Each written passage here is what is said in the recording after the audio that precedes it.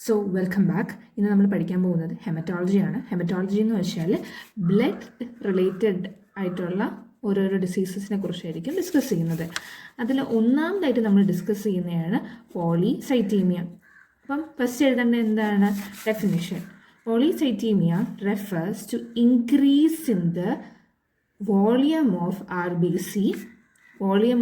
RBC when the hematocrit is elevated.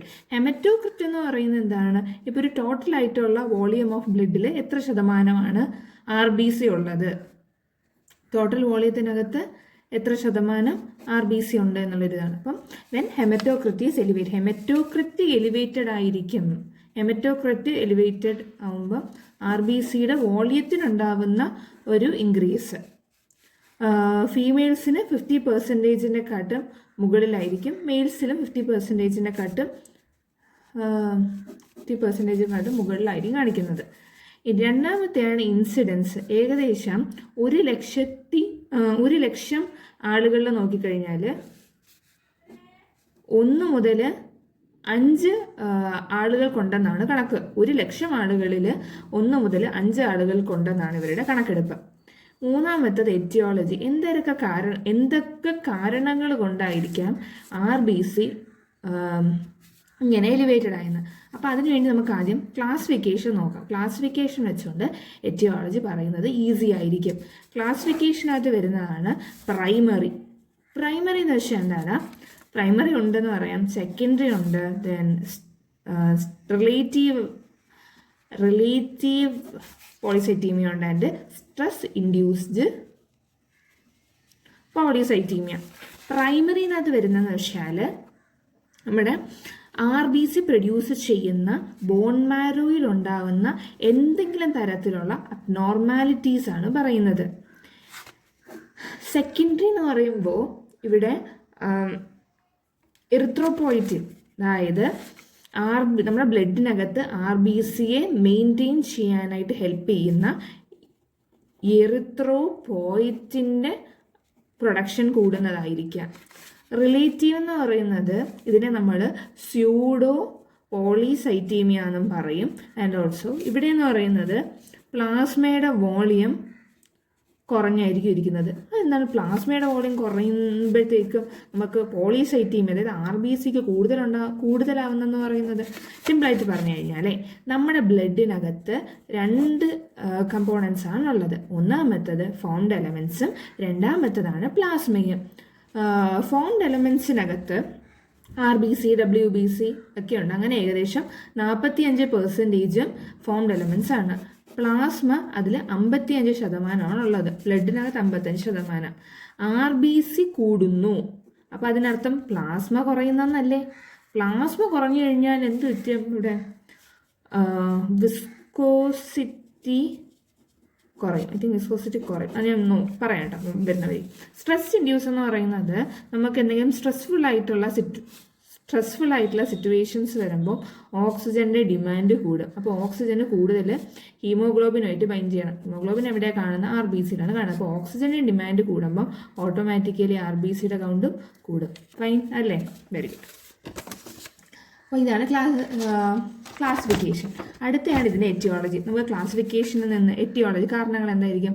പ്രൈമറിയിൽ നമ്മൾ പഠിച്ചത് due to destruction of bone മാരോയിലുണ്ടാകുന്ന destructions മൂലമായിരിക്കാം, അല്ലെങ്കിൽ എന്തെങ്കിലും തരത്തിലുള്ളൊരു ജെനറ്റിക് മ്യൂട്ടേഷൻ ഉള്ളത് കൊണ്ടായിരിക്കാം.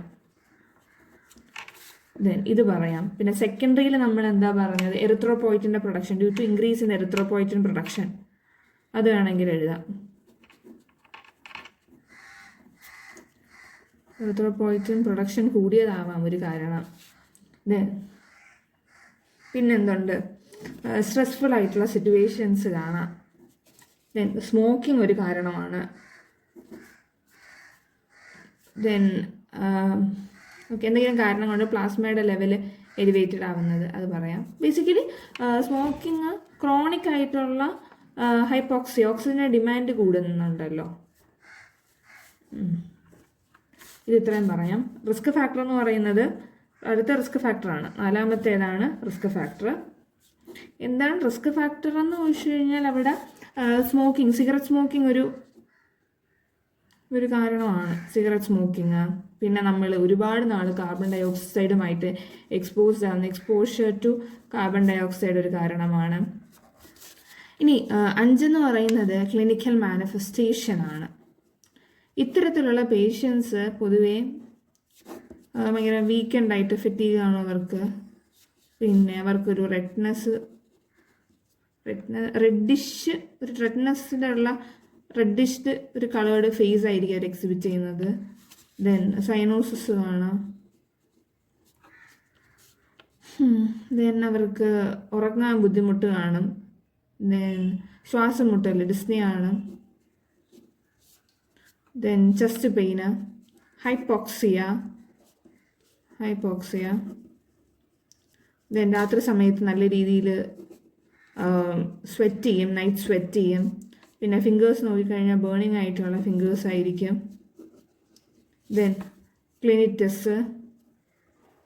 ദെൻ പാരസ്തേഷ്യ. എന്താണ് ഈ പാരസ്തേഷ്യ എന്ന് വെച്ചാൽ ഒരു അബ്നോർമൽ ആയിട്ടുള്ള സെൻസേഷൻ ആയിരിക്കും. ബേണിങ്, ടിങ്ക്ലിങ് അങ്ങനെയില്ല. പിന്നെ വിസ്കോസിറ്റി കുറയാണ് ചെയ്യുന്നത്. വിസ്കോസിറ്റി എന്ന് പറയുന്നത് എന്തായിരുന്നു? വിസ്കോസിറ്റി എന്ന് വെച്ചാൽ ഒരു റെസിസ്റ്റൻസ് ആണ്. പ്ലാസ്മ ഉണ്ടാകുമ്പോൾ നല്ല രീതിയിൽ റെസിസ്റ്റൻസ് കൊടുക്കുക. പ്ലാസ്മ ഇവിടെ കുറയുന്നതുകൊണ്ട് തന്നെ വിസ്കോസിറ്റി കാണിക്കുന്നു. അപ്പം നമുക്ക് വിസ്കോസിറ്റി കുറയുന്നു, അത്ര ഒരു നല്ല രീതിയിൽ ഫ്ലൂയിഡ് പോകുന്നുണ്ട്, റെസിസ്റ്റൻസ് ഒന്നുമില്ല എന്ന് നമുക്ക് മനസ്സിലാക്കാം. പ്ലാസ്മയുടെ അളവ് കുറയുന്നത്. പ്ലാസ്മയുടെ അളവ് കുറയുക എന്ന് വെച്ചാൽ അതിനകത്ത് RBC കൂടുക എന്നൊരു മീനിങ് ഉണ്ടല്ലോ. അങ്ങനെ അപ്പം basically symptoms which results in blood volume, cyanosis, reddish ആയിട്ടുള്ള coloured face, then feeling of fullness in head, തലയിൽ ഭയങ്കര ഭാരം ഉള്ളതുപോലെ തോന്നും. അപ്പം നമ്മൾ വിചാരിക്കും പോളിസൈറ്റീമിയ എന്ന് വെച്ചാൽ RBCയുടെ അളവ് കൂടുതലല്ലേ. മെയിൽസൊക്കെ പോയി നോക്കുമ്പോൾ അവരുടെ വാല്യൂ 7.5 ഒക്കെയാണ്, 18 ആണ്. 18 വരുമ്പോൾ ഇത്രയും RBC എനിക്കുണ്ടല്ലോ, ഐ ആം വെരി ഹാപ്പി എന്നൊക്കെ വിചാരിക്കും. അപ്പോഴേക്കും ഡോക്ടർ പറയുന്നത് ഇത് കുത്തിയെടുത്ത് കളയണം എന്ന് പറയും. നമ്മൾ ഫ്ലെബക്ടമി എന്ന് പറയാറുണ്ട് ഈ പ്രൊസീജിയറിന്. അപ്പോഴായിരിക്കും ഈ പേഷ്യൻസ് പറയുന്ന ഒരു കാര്യം ചെയ്യാം, ഇത് ഡൊണേറ്റ് ചെയ്യാൻ. പക്ഷേ അങ്ങനത്തെ ബ്ലഡ് അവർ ഡൊണേറ്റ് ചെയ്യാൻ എടുക്കത്തില്ല. എടുത്ത് കുത്തിക്കളയുക എന്നുള്ളൊരു പ്രതിവിധി മാത്രമേ നമുക്കവിടെ ചെയ്യാനായിട്ട് സാധിക്കുള്ളൂ. തലയ്ക്ക് ഭാരമുള്ളത് പോലെ തോന്നാം, ഭയങ്കര ക്ഷീണം അവർക്ക് അനുഭവപ്പെടാം. ദെൻ വിസ്കോസിറ്റി കുറയും, ചെസ്റ്റ് പെയിൻ തോന്നും, ഹൈപ്പോക്സിയ തോന്നാം, ഡിസ്നിയ തോന്നാം. ദെൻ ത്രോംബോഫ്ലിബൈറ്റിസ്, വെയിൻസിനുണ്ടാകുന്ന ഒരു inflammation, thrombophlebitis veins. Then night sweat, then burning fingers etcetera. Okay, ഇത്രയും കഴിഞ്ഞു. അടുത്തതാണ് നമ്മുടെ ഡയഗ്നോസ്റ്റിക് ആയിട്ടുള്ള മെഷേഴ്സ്. എന്താണ് ഗോയ്സ് ഡയഗ്നോസ്റ്റിക് മെഷേഴ്സ്? എങ്ങനെ കണ്ടെത്താൻ പറ്റും നമ്മുടെ RBCയിൽ കൂടുതലാണെന്ന്? ഹിസ്റ്ററി കളക്ഷൻ, ഫിസിക്കൽ എക്സാമിനേഷൻ അതെല്ലായിടത്തും ഉണ്ട്. നമുക്ക് ബ്ലഡ് ടെസ്റ്റ് ചെയ്ത് നോക്കാം. ബ്ലഡ് ടെസ്റ്റ് ചെയ്ത് നോക്കാം, HBയുടെ അളവ് നോക്കാം. ഓക്കെ, എറിത്രോപോയിറ്റിൻ്റെ ലെവൽ ചെക്ക് ചെയ്ത് നോക്കാം. നമുക്കറിയാം എറിത്രോപോയിറ്റിൻ ഇതൊക്കെ കൺട്രോൾ ചെയ്യുന്ന ഒരാളാണ്, അവനെ നോക്കാം. ദെൻ ചെസ്റ്റ് എക്സ്റേ എടുത്ത് നോക്കാം. അടുത്തത് മാനേജ്മെൻറ്റിലോട്ട് കടക്കുകയാണ് നമ്മൾ. മാനേജ്മെൻറ്റിനകത്ത് ആദ്യം വരുന്നതാണ് ഫാർമക്കോളജിക്കൽ മാനേജ്മെൻറ്റ്. വി പ്രിഫർ ഇൻ്റർഫെറോൺസ് കൊടുക്കാറുണ്ട്. ആൻറ്റിഹിസ്റ്റമിൻസ് ഒക്കെ പേഷ്യൻസിന് കൊടുക്കാം. അടുത്തത് നോൺ ഫാർമക്കോളജിക്കലാണ്, അതേസമയം സർജിക്കൽ അല്ലാത്തത് ആണ്. This is phlebectomy. ഞാൻ നേരത്തെ പറഞ്ഞു, വെയിൻസിൽ നിന്ന് ബ്ലഡിനെ റിമൂവ് ചെയ്യുന്നതാണ്. പിന്നെ നമുക്കിവിടെ ആസ്പിരിനൊക്കെ കൊടുക്കാം, പക്ഷെ കുറഞ്ഞൊരു ഡോസിൽ, ലോ ഡോസിൽ. സ്കിന്നിന് കെയർ കൊടുക്കാം. കാരണം ചിലപ്പം ഈ ഇത്തരത്തിലുള്ള പേഷ്യൻസിന് ചൊറിച്ചിലൊക്കെ വരാം. അപ്പം അതിന് സ്കിൻ കെയർ കൊടുക്കുക. Then body sores, pressure sores എന്തെങ്കിലും ഉണ്ടെങ്കിൽ it takes time to heal. നമുക്ക് ചിലപ്പം ടൈം എടുക്കും ഹീലായിട്ട് വരാനായിട്ട്. അടുത്തയാണ് ഡയറ്ററി മാനേജ്മെൻറ്റ്. അയൺ റിച്ച് ആയിട്ടുള്ള ഫുഡൊക്കെ ഒന്ന് അവോയ്ഡ് ചെയ്യുക. കാരണം അയൺ റിച്ച് എന്ന് പറയുന്നത് കൂടുതൽ RBC പ്രൊഡക്ഷൻ, ഹീമോഗ്ലോബിൻ പ്രൊഡക്ഷനൊക്കെ കാരണമാകും. So we can avoid iron rich food. Then avoid എന്ന് കംപ്ലീറ്റ്ലി അവോയ്ഡ്, ലിമിറ്റ് എന്ന് പറയാം, ലിമിറ്റ് ചെയ്യുക iron rich food. Avoid vitamin potassium. കാരണം എന്ന് വെച്ചാലേ ഇത് ആൻറ്റി കൊയാഗുലൻ്റുമായിട്ട് ഇൻട്രാക്ട് ചെയ്യും. ഒന്നാമത് ഇവിടെ വിസ്കോസിറ്റി കുറവ് കാരണം സീനായിട്ടിരിക്കുന്നു. അങ്ങനെ അടുത്തയാണ് നഴ്സിംഗ് മാനേജ്മെൻറ്റ്, നഴ്സിംഗ് മാനേജ്മെൻറ്റ്. നമ്മൾ ആദ്യം അസസ്മെൻ്റ് ആണ് നടക്കുന്നത്. അസസ്മെൻറ്റിനകത്ത് look for any peripheral thrombus, peripheral thrombus ഒക്കെ നോക്കുക. Then phlebectomy, produce can be phlebectomy. പിന്നെ DVT പ്രിവെൻറ്റ് ചെയ്യാനായിട്ട് നമുക്ക് ടൈറ്റ് ആയിട്ടുള്ള വസ്ത്രങ്ങൾ ധരിക്കാതിരിക്കാൻ വേണ്ടി പ്രത്യേകം ശ്രദ്ധിക്കണം. ടൈറ്റ് ക്ലോത്ത്സ് യൂസ് ചെയ്യാനായിട്ട് പാടില്ല. സോ ബേസിക്കലി നഴ്സിംഗ് മാനേജ്മെൻറ്റിന് ഈ കാര്യങ്ങളൊക്കെ ചെയ്യുക, കുറച്ചും കൂടി നോക്കുക. ദെൻ കോംപ്ലിക്കേഷൻ എന്തൊക്കെയാണ് ഇതിൻ്റെ കോംപ്ലിക്കേഷൻസ് എന്ന് വെച്ച് കഴിഞ്ഞാൽ അതിറോസ്ക്ലീറോസിസ് ഉണ്ടാവാം, പിന്നെ thrombosis, haemorrhage, hyper viscosity syndrome, ഇതെല്ലാം ഉണ്ടാകുന്നുണ്ട്. ഇനി നമുക്ക് എങ്ങനെ ഇതിനെ പ്രിവെൻറ്റ് ചെയ്യാമെന്ന് വേണം നമുക്ക് അടുത്ത് നോക്കാം. പ്രിവെൻഷൻ, റെഗുലറായിട്ട് എക്സസൈസ് ചെയ്യുക, അത് ഇമ്പോർട്ടൻ്റ് ആയിട്ടുള്ള കാര്യമാണ്. അതേപോലെ തന്നെ സ്മോക്കിങ് അങ്ങനത്തെ കാര്യങ്ങളൊക്കെ അവോയ്ഡ് ചെയ്യണം. ഒരു അയൺ റിച്ച് ആയിട്ടുള്ള ഫുഡൊക്കെ ഒന്ന് ലിമിറ്റ് ചെയ്യുക. പൊട്ടാസ്യം ഫുഡൊക്കെ ഒന്ന് ലിമിറ്റ് ചെയ്യുക. ഇങ്ങനെ കാര്യങ്ങളാണ് നമ്മൾ ബേസിക്കലി ചെയ്യേണ്ടത്. അപ്പം എന്താണ് പോളിസൈറ്റീമിയ എന്ന് പറഞ്ഞു. പോളിസൈറ്റീമിയ എന്ന് വെച്ചാൽ ആർ ബി സിയുടെ അളവിൽ ഉണ്ടാവുന്ന ഇൻക്രീസ് ആണ്. Haematocrit value is increased. Then ഇതിൻ്റെ ക്ലാസ് ഇൻസിഡൻസ് പറയുന്നത് വെച്ചാൽ ഒരു 1 മുതൽ 5% ഇൻ 1,00,000 ആളുകളിൽ ഉണ്ടാവുന്നത്. ദെൻ എറ്റിയോളജി പല കാരണങ്ങൾ കൊണ്ടാവാം. സ്ട്രെസ് ഇൻഡ്യൂസ്ഡ് ആയിരിക്കാം, സിഗരറ്റ് സ്മോക്കിംഗ് ആയിരിക്കാം. ദെൻ എറിത്രോപോയിറ്റിൻ്റെ അളവ് കൂടുതലായിരിക്കാം, പ്ലാസ്മയുടെ അളവ് കുറയുന്നതുകൊണ്ടായിരിക്കാം എന്നൊക്കെ പറഞ്ഞു. പിന്നെ നമ്മൾ പ്രൈമറി സെക്കൻഡറി സ്ട്രെസ് റിലേറ്റീവ് ഇത്രയും പറഞ്ഞിട്ടുണ്ടായിരുന്നു.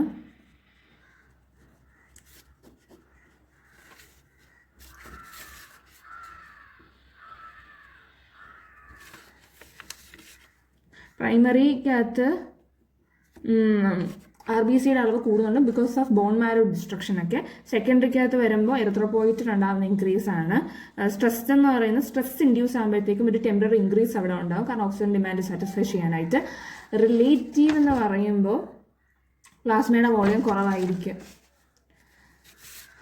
ദെൻ ക്ലിനിക്കൽ മാനിഫെസ്റ്റേഷനിലോട്ട് കിടക്കുമ്പോഴത്തേക്കും പേഷ്യൻറ്റിന് സൈനോസിസ് എക്സ്പീരിയൻസ് ചെയ്യാം. നേരത്തെ പറഞ്ഞിട്ടുണ്ടായിരുന്നത് സൈനോസിസ് എക്സ്പീരിയൻസ് ചെയ്യാം, ഫെറ്റീഗ് തോന്നാം, ദെൻ വീക്ക്നെസ്, അബ്ഡോമിനൽ പെയിന്, ക്ലെനിറ്റസ്, nausea, then thrombophlebitis, night sweat, then burning fingers etcetera. Diagnosis measures ആണെങ്കിൽ നമുക്ക് പേഷ്യൻസിനെ കൊണ്ട് ബ്ലഡ് ടെസ്റ്റ് ചെയ്യിപ്പിക്കണം, HB നോക്കണം, എറിത്രോപോയിറ്റിൻ അളവ് നോക്കണം, ചെസ്റ്റ് എക്സ്റേ എടുത്ത് നോക്കണം. മാനേജ്മെൻറ്റോട് കിടക്കുമ്പോൾ ഫാർമക്കോളജിക്കൽ മാനേജ്മെൻറ്റ് ആണെങ്കിൽ ആൻറ്റി ഹിസ്റ്റമിൻസ് കൊടുക്കണം, പിന്നെ ചെറിയൊരു ഡോസിന് ആസ്പിരിൻ കൊടുക്കാൻ പറ്റും.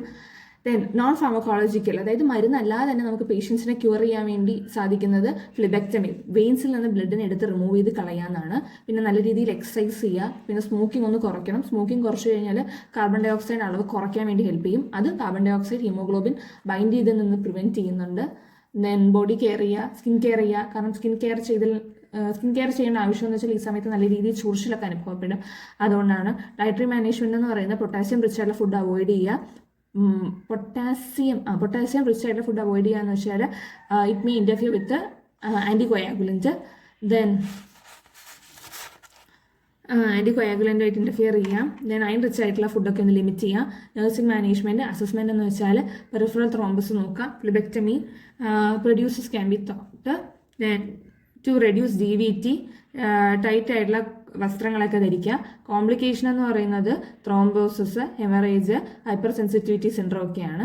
പ്രിവെൻഷൻ എങ്ങനെ ചെയ്യാമെന്ന് വെച്ചാൽ റെഗുലറായിട്ട് എക്സസൈസ് ചെയ്യുക, ഹെൽത്തി ഡയറ്റ് ഫോളോ ചെയ്യുക. ഇത്രയും കാര്യങ്ങളാണ് ഇവിടെ നമ്മൾ പഠിച്ചത് അല്ലേ.